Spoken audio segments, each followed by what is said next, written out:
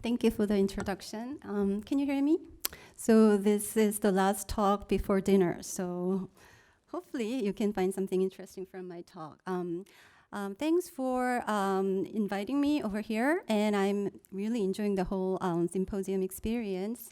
And I'm glad and I'm honored to talk about some of my recent researches on this topic, learning, familiarity, and context, internal and external factors shaping perceptual and neural responses to visual artworks. I would like to start with this elegant model on aesthetic experiences where Leder and Nadal listed all the stages of processing involved in aesthetic experiences and their interactions. I have been focusing on the very early stage of processing perceptual analysis with a particular focus on the artist's intention in some of those sensory features in artwork. And this is just part of the whole aesthetic experiences, so it cannot explain all the aesthetic experiences. However, I find it important because if this artist's message can resonate in perceivers' experience and also their neural responses, then it can tell something really important about communication between artist and observer, and something very important about aesthetic experiences. So for the first part of my talk, I'm going to try to persuade you on it. So since I cannot only focus on perceptual analysis, I'm going to talk about a study including perceptual analysis and a little bit of memory integration and previous experience and knowledge or things like that. So the first study I'm going to talk about is focusing on these early stages. So it's nothing to do with beauty, pleasure, or anything fun here. So it's going to be very, very dry, but I hope you find something interesting from my talk. So I would like to start with an example showing you an artist's intention is portrayed in an artwork. So for example, in this painting, you can find that color association is quite unfamiliar, right? So you can find water is in yellow and buildings in green and the sky is red or things like that. So the artist here tries to violate the association between color and objects so that it can provide a certain feeling to the observer. So this kind of message is in color can be studied. So in early neuroaesthetics study done by Zecchi and Marini, they made their stimuli in usual color or unusual color, like in black strawberries, and compared brain responses to those two sets of stimuli. And what they found first was unusually colored recruited so-called color-sensitive ventral visual areas compared to achromatic stimuli, but more relevant to their interest is the contrast between unusually colored versus usually colored. You can find a lot of areas in the frontal lobe and the posterior areas show increase in activation when people viewed unusually colored stimuli. So I'm not sure how much these activation can tell you something about aesthetic experiences, but this is clearly one way to deal with aesthetic experience. And also, this study has been talked about a lot from the very first talk, and you can think about indeterminacy in artwork can be also a message or intention of an artist. So you can take a look at perceiver's brain response to those kind of artist message. So in my study, I focused on implied motion in abstract paintings, such as in Duchamp's Nude Descending a Staircase. I'm sure that most of you are familiar with this artwork, very, very, very famous one. And since you are interested in neuroaesthetics and artworks, you can find out, because you are familiar with this artwork, you can find a person coming down the stairs when you view this artwork.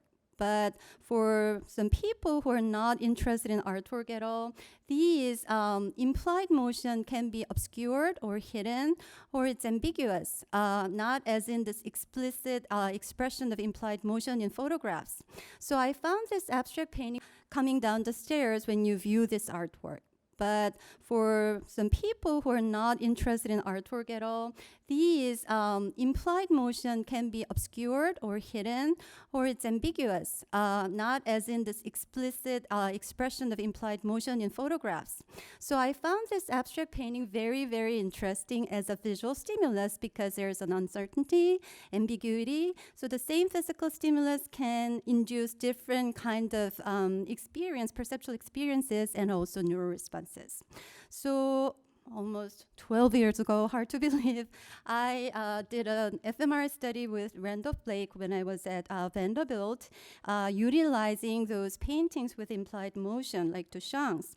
So what we did was showing an abstract painting with implied motion to an observer inside a scanner.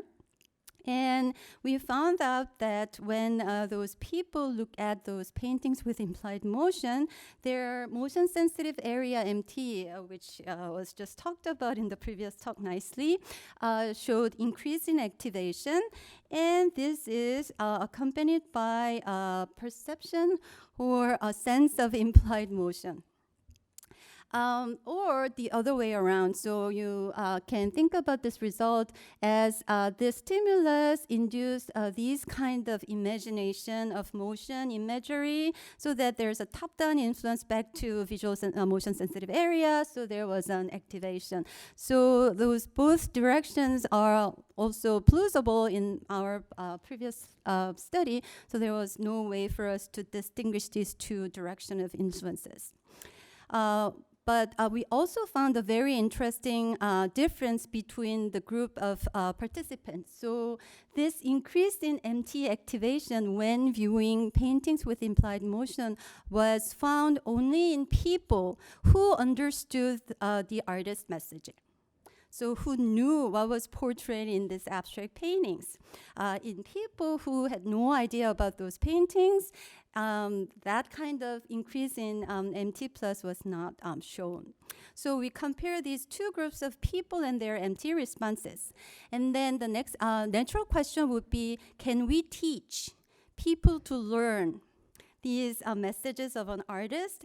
And then would this change their neural responses to those paintings?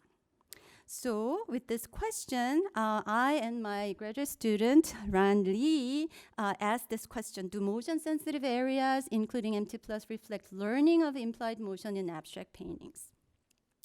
If so, the next question would be, is the learning-induced functional plasticity generalized to other paintings with implied motion? This is a transfer of learning effect, which is generally important in learning study. So we wanted to address these two questions in the study. So this involved 2 days of fMRI session. So in day 1, participants came in and they underwent an fMRI session before learning. While they are viewing a series of abstract paintings with or without implied motion, their brain response was monitored. Okay. A week later, we brought those participants back into the laboratory, and we had a learning session. During this learning session, some of those implied motion paintings or static paintings were presented with some information, including the title. Think about the nude descending a staircase. After learning about the title, you understand what's been portrayed, things like that. Or the style, artist commentaries, or all the other information about paintings with or without implied motion.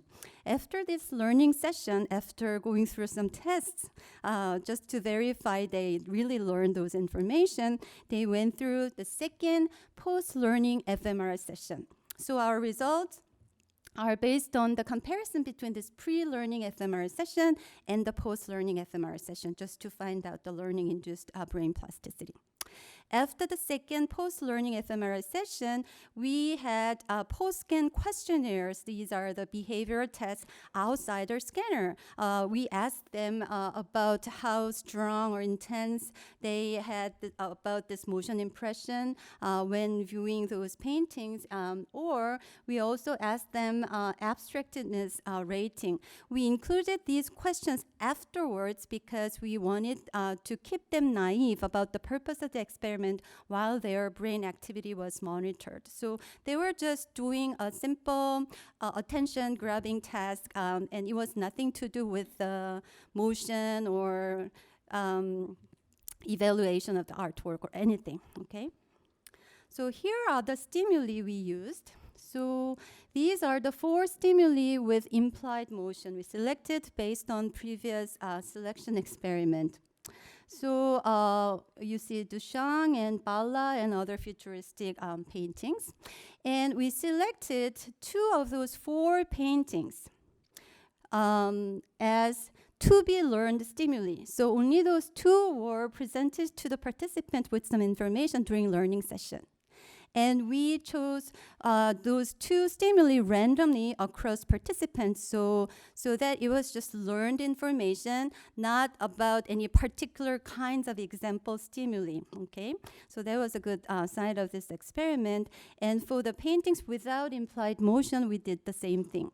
4 paintings without implied motion, and any of the 2 were selected as learning stimuli. Okay, and these were presented to the participants during learning session.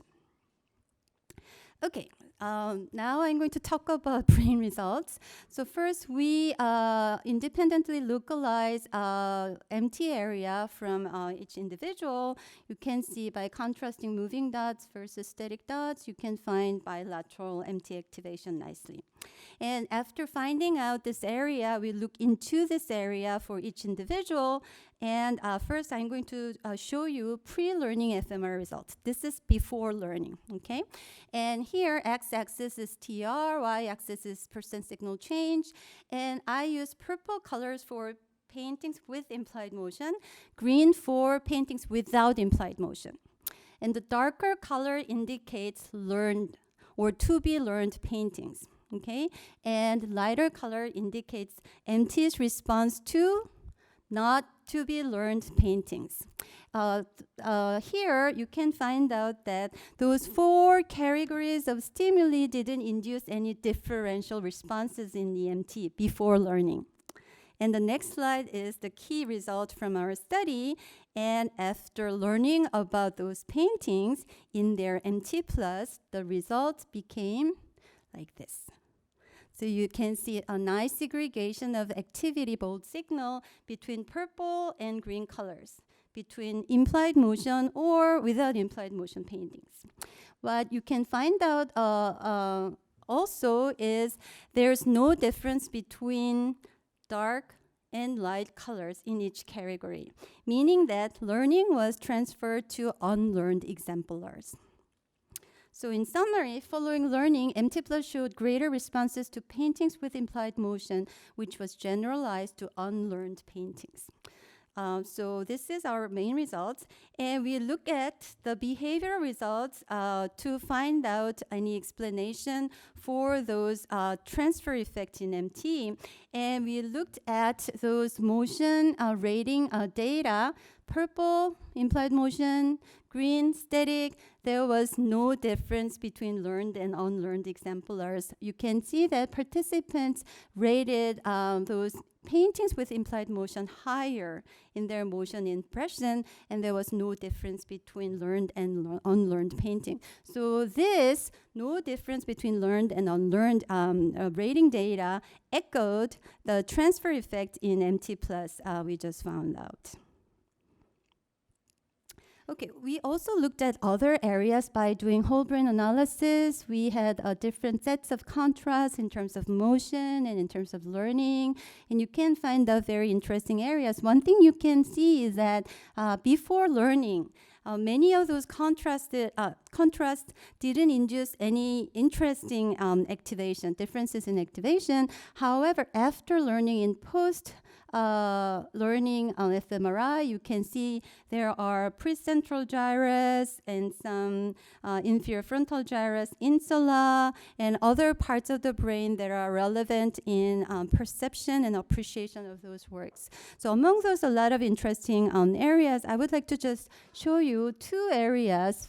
For example, right inferior frontal gyrus is interesting because it is showing you the learning effect clearly. You can see that compared to pre-learning, after learning, you can find overall increase in activation in this area. More importantly, you can see there is difference between learned and unlearned, both in motion and static painting. So this area seems to process learning here. Another interesting area is right precentral gyrus. We found out a lot of activations along those action pathway from parietal to frontal cortex, and this area shows also the learning effect here, but the learning was not transferred to unlearned paintings in this area. We found this area interesting, so we wanted to address whether any functional connectivity changes can be observed after learning. So we had this PPI analysis with precentral gyrus as a seed region, and these are the areas showing connectivity, functional connectivity between PCG in terms of motion versus static painting. So after learning, when they view paintings with implied motion, there was stronger connectivity between precentral gyrus and all the other colored regions in frontal lobe and in posterior part of the brain. So that's it for the implied motion study. And if you find this stimulus interesting, this is an advertisement. So there is a poster of Youn. The title is Time Dilation Caused by Implied Motion in Visual Artwork. This is a behavioral study, but you can find out some interesting aspect related to implied motion. Okay, before I move on to the last part of the talk, I would like to talk about a study with a different topic, but which is relevant to tomorrow's session on embodied cognition. And also, this is related to artist intention. So here there is a painting by Caravaggio. Caravaggio gives you a really clear, realistic sense of what's happening in the scene. And the title says it's incredulity of Saint Thomas. So the suspicious Thomas is poking into Jesus' body, right, to check out.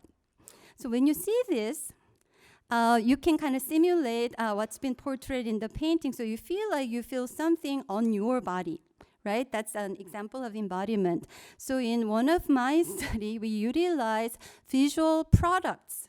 We address this design issue, and I do study synesthesia and multisensory integration and multisensory cross-modal correspondences, and I found these kind of products are interesting because they are utilizing other senses in their visual design.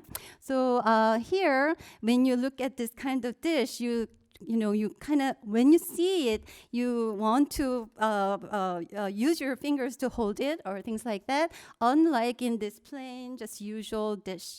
So we call this design as visual kinesthetic design, while this is a control stimulus. And we had a series of such images, and then we compare people's brain responses to those visual kinesthetic stimuli versus the control stimuli. We got a lot of results, but here I have one slide to show you the summary of the result. And when we had this contrast between visual kinesthetic and the control stimulus, we found there was a greater response to visual kinesthetic in the primary somatosensory cortex. It's about your somatosensation of your body, and also in the motor cortex around supplementary motor area. So these are other examples. These are not in the visual cortex, but other sensory motor areas of your brain. As an observer of an artwork, can resonate artist intention in some ways.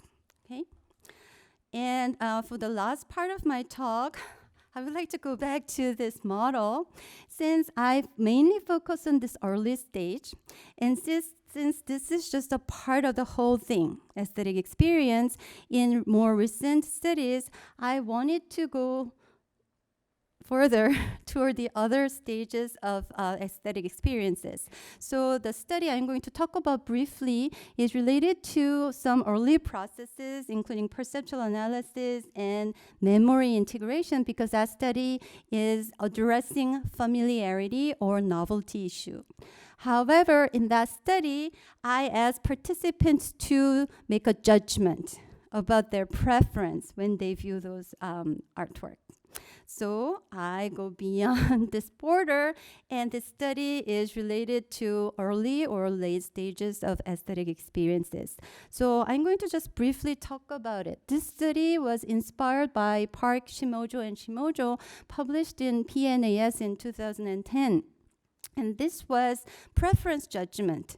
And they use faces or geometric figures or natural scenes as their stimuli. And for each trial, a pair of stimuli were presented. Okay, and participants had to move the cursor at the bar down here, starting from 0, which is a neutral point. If the participants prefer the right-hand figure, the cursor has to be moved to the right side, but there are also the degrees. So there can be 1, 2, 3, indicating how much you prefer one stimulus over the other, right? Or you can move the cursor to the left, selecting the left-hand stimulus. And that was just one trial of the whole sequence. And in the next trial, one of the phase was repeated and the other was replaced. And then you did the same preference judgment. And on the next trial, the repeated one is still repeated and a new one comes in. And they change the left and right position. So over 26 trials, participants are doing the same kind of task. And there was an interesting trend in this preference judgment in terms of the categories of stimuli. So here, y-axis is showing familiarity if the points are upper hand, above the 0, or novelty preference if the data are below 0. Okay, and you can see that the orange line, which is face preference, shows preference for familiar faces. While in natural scenes, people tend to prefer novel things. And they did a series of control experiments to verify that these are really about categories, not about other visual features in these two categories. And one of my graduate students was inspired by this work, and she had this question.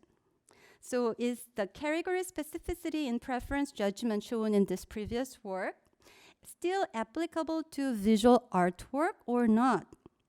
Because we got portraits and landscapes and other types of paintings. So she was wondering about whether we can find the same kind of pattern in artworks. Or is novelty more valuable in art in general? Because in modern art, people are not care about beauty anymore in many artworks, right? Novelty is one of the most important values in modern art. So it's novel, it's interesting, and I like it, okay? So she had this idea, and to test these questions, she collected a lot of artworks in portraits, landscapes, and also abstract paintings. We didn't think that abstract paintings are for geometric shapes in the previous work. We didn't think so. So the data showed a different kind of result for abstract paintings too. So same kind of thing, pair of stimulus, preference judgment with the degree, and one of the stimulus was repeated while the other one was replaced. Repeated stimulus was related to familiarity, while the replaced one was related to novelty, okay? And here's the result. We did it for 16 trials, and you can see the blue, which is the preference decision for the portraits, show the same trend. People tend to prefer familiar portraits more as the trial goes on.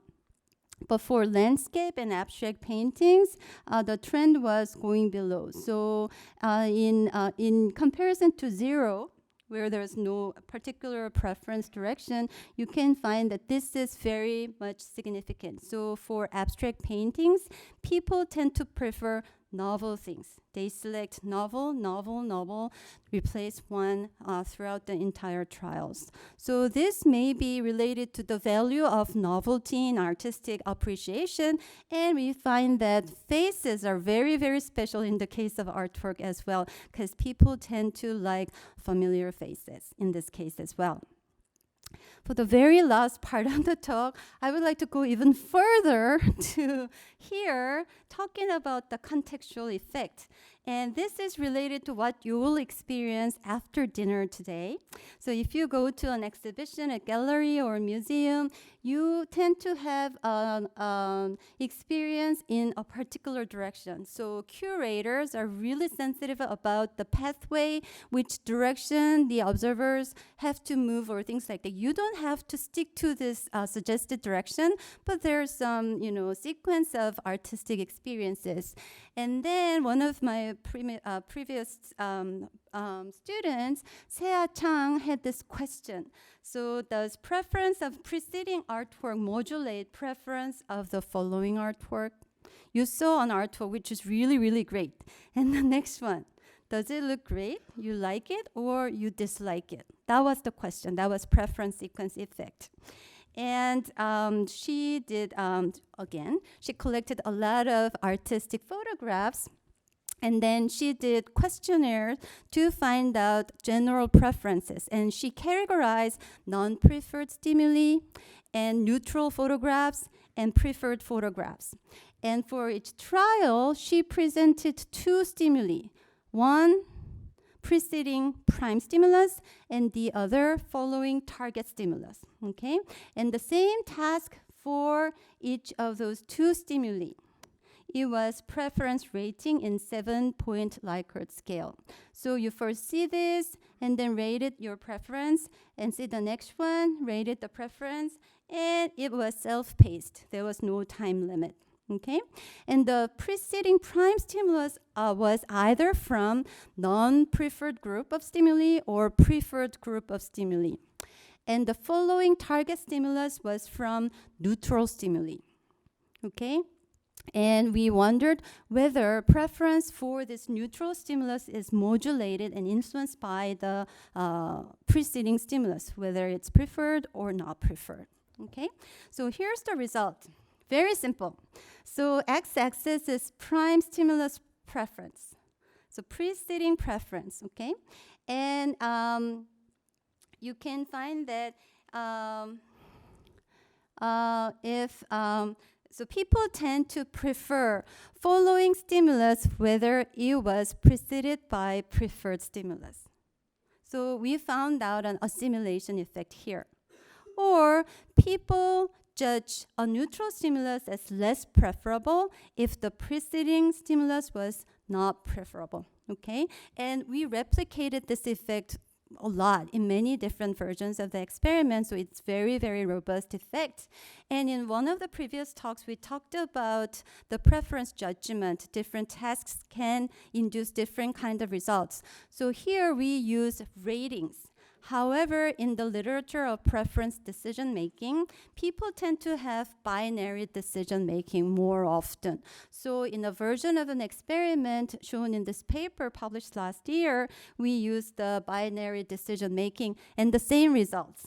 So here, the x-axis is prior stimulus preference, and the y-axis is proportion of target preference. So if you can find out that if the previous stimulus was a preferred one, then in the next following stimulus, they tend to prefer it more often than not preferring. Okay, and vice versa. So in both rating experiment and also in binary decision making, we found out sequential preference assimilation effect. Okay, so I have one last slide to conclude. So in this talk, I showed you some of my studies to tell you that visual elements of artworks reflect artists' intention, and these can resonate in perceivers' experiences and brains with experience, learning, and knowledge. And for the second part of my talk, I would like to make a conclusion that psychological states formed by viewing context. In one study, it was repetition, and in the other, that was sequence. These are external factors, but due to those external factors, some kind of psychological states are induced in perceivers. And those induced psychological states can influence the preference decisions of those artworks. So I would like to thank you for your attention, and these are my lab members. So that's it. Thank you.